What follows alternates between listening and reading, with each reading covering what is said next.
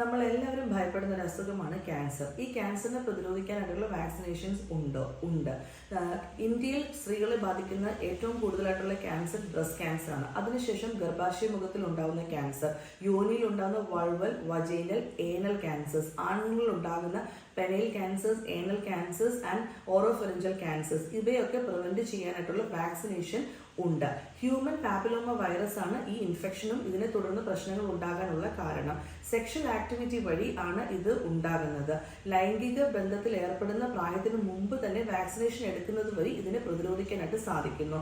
Vaccinations ഇപ്പോൾ current available ആണ്. പല സ്ട്രെയിൻസ് ഉണ്ട്.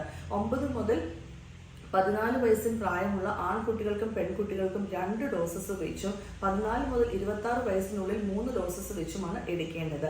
26 മുതൽ 45 വയസ്സിനുള്ളിൽ വാക്സിനേഷൻ എടുക്കേണ്ടവർക്ക് ഡോക്ടറുടെ നിർദ്ദേശപ്രകാരം എടുക്കുകയും ചെയ്യാം. ഏതൊരു അസുഖത്തിനെയും പ്രതിരോധിക്കാനുള്ള സാഹചര്യം ഉള്ളപ്പോൾ നമ്മൾ അത് ചെയ്യേണ്ടതാണ്.